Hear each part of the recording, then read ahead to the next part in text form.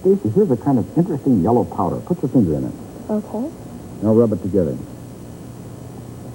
Real slippery, isn't it? Yeah, and it's real thin grains. Very, very fine grains, yes.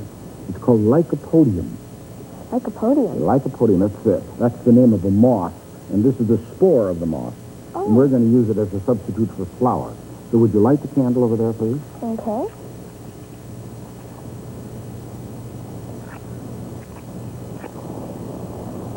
And then put the burning match right into the lycopodium. Oh, it went out? Yes, it went out. Okay, now step back just a little bit. Okay. Because I'm now going to do this. Certainly flammable, isn't it? Yeah. Well, it's flammable. How come it didn't go out when you put it in there? Okay, now think. What's the difference between the way it is now and when I sprinkle it over the candle? Well, it's more concentrated there in the spoon. Mm-hmm. And so each little grain doesn't have a good supply of oxygen. Right, and you need lots of oxygen to have a good fire. Okay, and when I sprinkle it over the flame? You get a bigger flame because there's more oxygen. Right. In fact, stand back. I'll give you a really good one. Okay. Oh, neat. Now, I said this was going to be a substitute for flour. Have you ever heard of flour mill explosions? Yeah, I have in the paper and on the news. Yeah, you see the tops blown right off and there's a big fire and so forth. Well, that happens because dust, fine dust, which we're going to use this lycopodium to stand for, from corn or wheat or flour, fills the air inside. And then a slight spark of some kind gets it burning. So inside of this can, I have a funnel. See the funnel inside there? Yeah. Okay, I'm going to straighten it up so it's at the end of this tube. Okay. Okay, in the funnel then, I'm going to put some of that lycopodium powder. Okay. And at the other end of the tube, I will be able to blow. And you're going to put the candle in with it? Yes, I'm going to put the candle in with it. So we now have that entire can filled with very fine powder. So what should happen? The top's going to blow off. Yes. This is one you ought not to try at home unless your parents are around because you're using fire.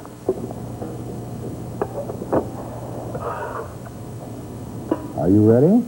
Yeah. Would you like to blow? No, you can do it. Okay, here we go.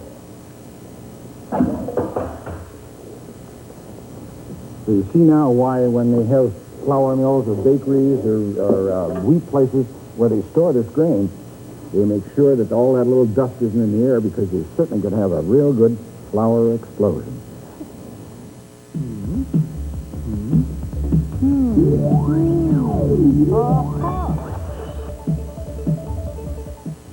See, I have a simple pendulum here, Michael, attached to the swing, and a can full of pebbles. That's the weight. Yeah. What I'd like you to do, I'll start the pendulum here like this. You put your finger right there at the back. Yeah, just touch it, but don't move your hand. Hold it very steady. Watch what happens when the pendulum comes back. Don't move it now. It didn't come back and It touch it. didn't come back. Why not? First of all, what are the forces involved in the pendulum? Well, when you let go, First of all, you put energy into it by raising it. yeah, Okay. Then when you let go, the gravity pulls it down. gravity pulls it down, yes. And gravity pulls it down when it gets at the end of its swing over there, too, right? Yeah, and it comes back. But there are some other forces on it, too. It has to, after all, it has to go through the air. So the friction of air? Yes, the friction of the air is going to slow it down a little bit.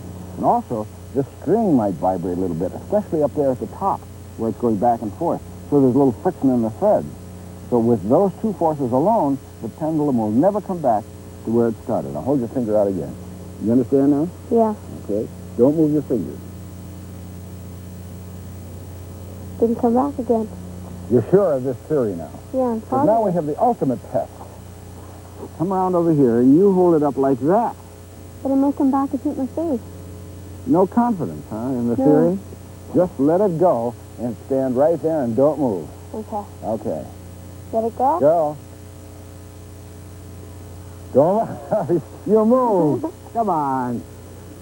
No confidence in the science at all. Now, Okay, don't move that's this really time. fine. Don't move. There. In fact, you missed your face by about 3-4 inches. Anyway, that's kind of a nice, fun thing to do because the pendulum can never come back up here because always some kinds of friction are working, and that's what makes the pendulum slow down.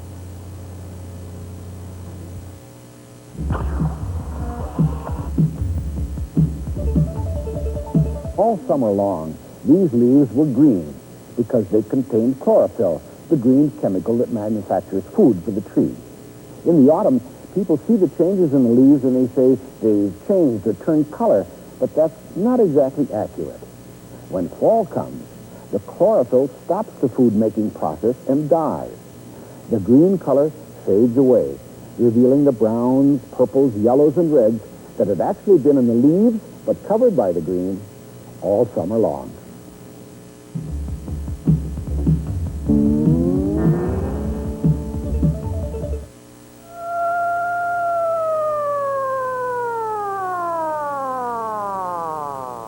I assume you've heard that sound before. Many times, and the police don't go up as speed as the firemen or the ambulance. Right.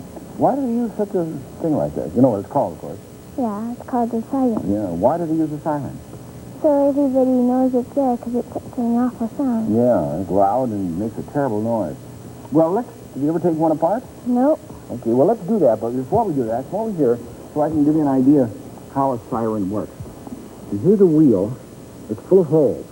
Mm-hmm. And notice the outside row are all nice and even. Yeah. There's the second, third, fourth are all nice and even, though. Yeah. Except that row over there is not even.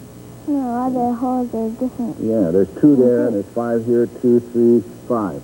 Now I'm going to turn it on, and then I want you to put that in your mouth, and then with the other end, you blow right into those holes, and hear what happens. Listen now. Just be careful now with your fingers. Okay. Wait a minute.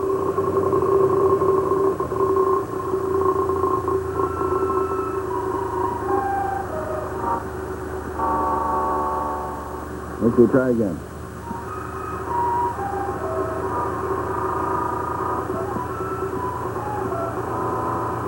Okay, what did you hear? I hear different noises. Mm-hmm. Different sounds. What happens when the air comes out of this little tube and hits one of those holes? It's cut into little pieces. Right. As this goes around, it's chopping them into little pieces. Now, how about the sounds of the first 4 rows? They were nice sounds. Right? Scale. Nice sound. So the musical sound. That's almost the definition of a musical sound.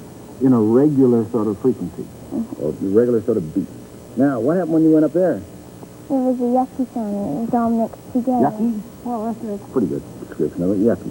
Now, any time that you can break the sound, break air up into little tiny pieces, getting air, move it, break it into little pieces, and make those pieces irregular, you're going to get a yucky sound, as you say. Okay, let's go back and look at the siren now. We'll take the top off. When I turn it on, this little thing in the center is going to go around. Mm-hmm. Those are little fans in there, and they're going to blow the air out in all directions here through these holes. Right. So, what? The holes go bigger and smaller. Yes, the holes go bigger and smaller. That means what kind of sound is going to come out of here?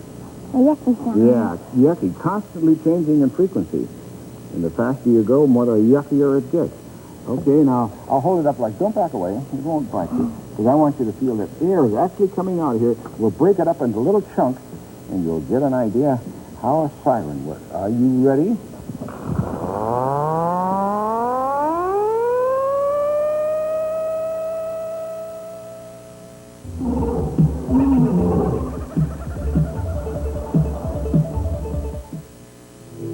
The guitar. Even though your favorite music group has been making new sounds with it, the instrument itself has been around since the 16th century. And in all that time, no one knew exactly why a guitar sounded like a guitar. Now, to make a sound, something has to vibrate. In this case, strings. But lots of instruments have strings, and they don't sound like a guitar. To find out why a guitar sounds like a guitar, scientists at Pennsylvania State University invented a new process called near-field acoustical holography. A grid of wires is suspended above the floor over a guitar. Hanging from the grid are 256 sensitive microphones like this one. The room itself is designed like a sound studio. Its walls, floor, and ceiling are covered with special materials to absorb sound. Dr. Julian Maynard makes final adjustments on the guitar. He invented this new system along with Dr. Earl Williams. The guitar is sitting on a platform a few inches under the microphone. Further adjustments can be made by remote control. As this motor turns, it turns a shaft which moves all the microphones in relation to the guitar. A special device starts one of the strings vibrating, producing a typical guitar sound. The sound goes out in all directions, so the more microphones pick it up, the more information is recorded on which direction the sound came from. The signals from all the microphones go into this console. The Penn State scientists developed a computer program that displays how much sound was received by each of the 256 microphones.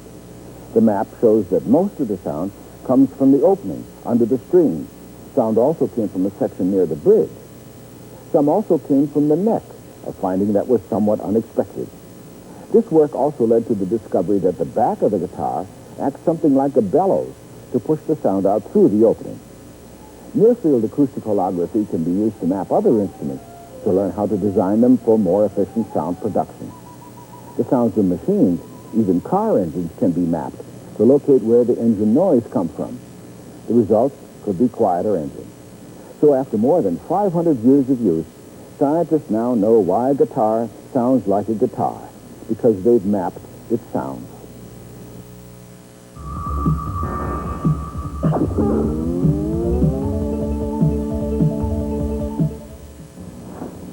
Very good. Thank you. I think you will be a good experimenter because that's all I want you to do is blow out candles.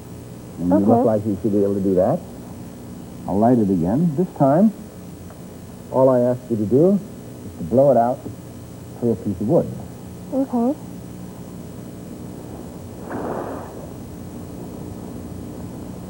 I guess I'll try again. It won't go out. Now, I want you to blow it out through a glass jar. I'll try, I guess. All right.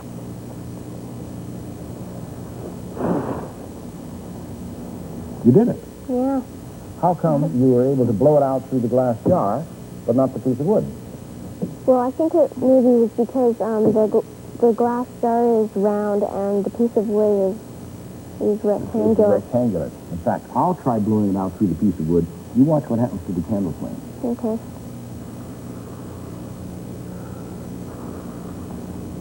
What's happening to it? The flame is being drawn toward the piece of wood. Okay, what does that mean is happening to the air as it goes around? It's circulating through, and when it hits the candle, the air goes towards It's the actually wood. going this way. So Yeah. it's coming around here and going that way by the time it gets here. Yeah. Okay, now I'll do the same thing with the bottle. You watch what happens to it. Yeah, it's not going back towards the bottle, it's just going straight out. That's because this is sort of, you said rounded. Have you ever heard of the word streamlined? Yeah. What does that mean? It means, so it's sort of rounded over the top. Why do they streamline things? And so they can go faster. And Right, move so there's not as faster. much friction over the air. Yeah. Okay, now you did pretty well with that. Here's something for you to try on Chris.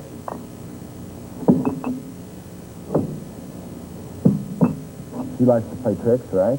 This time you're going to blow out the candle through 3 bottles.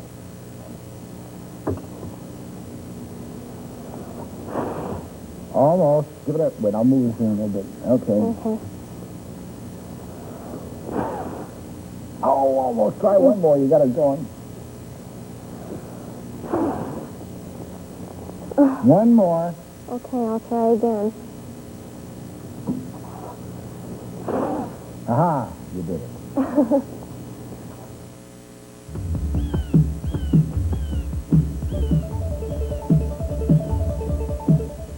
Okay, Billy, you stand right like that, and with one eye, look right straight ahead at those cards I have lined up over here. What do you see?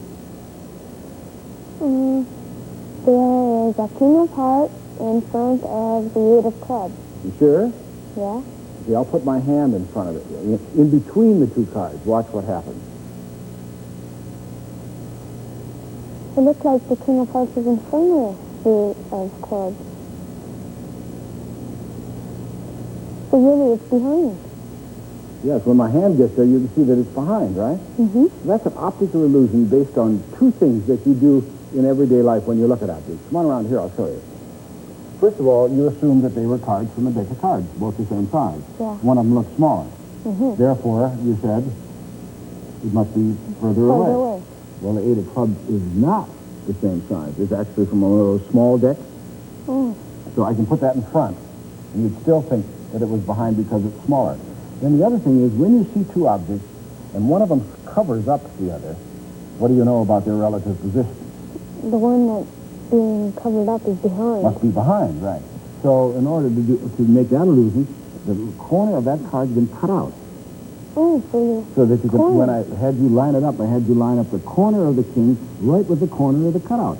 So both of those things, the fact that one was smaller and you thought you could see one in front of the other, blocking it, made you think that the card's positions were just reversed. Now go back there again. Now you know how to line it up. You line it up with your eye. Okay, let's line that. Okay, now, which one is in front?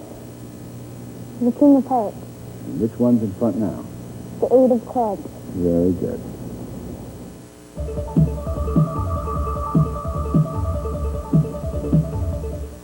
This may not look like a neon sign, but the principle involved is the same. Energy from a source, electricity in the case of a neon tube, and here from the sun, excites molecules. In a sign, there are molecules of neon gas. Here in the sky, there are molecules of gas in the air. The excited neon gas emits light to make the sign glow. The excited molecules in the air near the North Pole create the curtains of color you call the aurora borealis, or northern lights.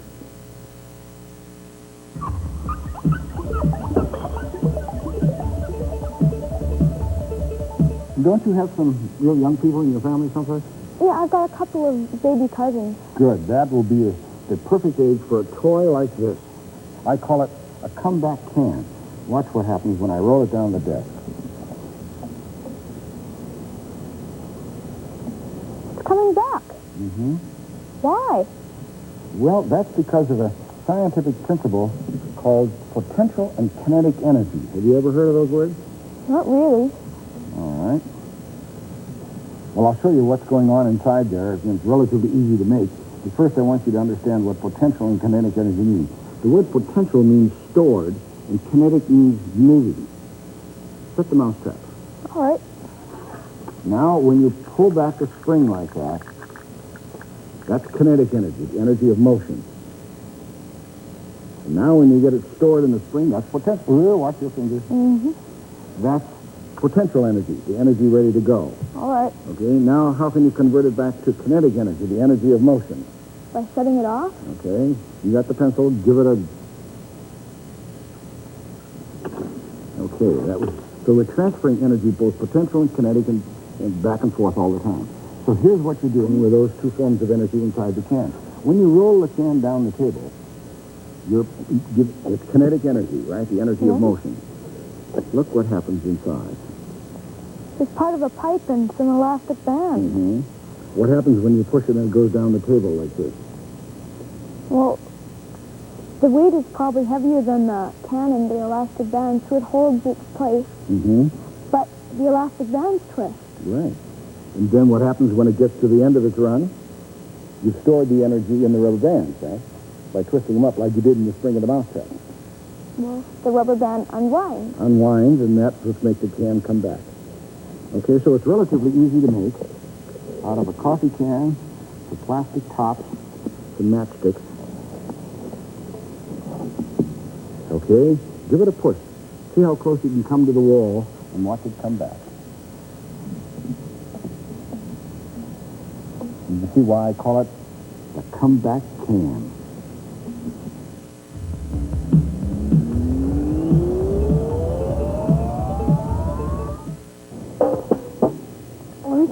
refresh it. Now, before you leave today, you're going to have the help of an invisible giant who, on your command, will squeeze it like that, just like nothing. Remember Aladdin and the magic lamp? Oh, yeah. Only this genie is going to be a real scientific one. Here's how we'll do it. See over here on the stove? Oh, another one of those, except it's boiling. Yeah, low on the top. See the steam coming out? Okay. Now, I'll turn the stove off so we get rid of the supply of heat, and I'll put this top on like that. Now, here, you want to put on these padded gloves. I want you to take the can and put it over there in that tray in the place of the other one. Okay.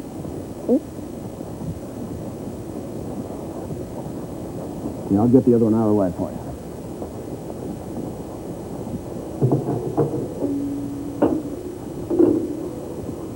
Okay. Very good. Now that you've taken it off of the stove, what's going to happen to the steam inside? Should go back in the water, shouldn't it? Yeah. Okay, but now we've got it airtight so nothing can get in there. If the steam condenses back to water, what's going to fill up that space? Nothing. It's going to be a partial vacuum. So you know who the invisible giant is that's going to crush the can for you? Air pressure. Air pressure, right. Already starting to work. Not quite yet, invisible giant, because you haven't commanded it yet. Okay. How did you make it go instantly? By cooling it down somehow? To water? Mm-hmm. First command the invisible giant to squeeze the can and then pour the water. Okay. Squeeze the can. Invisible giant. Invisible giant. Oh, boy. If you pay attention and want to try to repeat this, well, you better be sure that your teacher or your parents are around.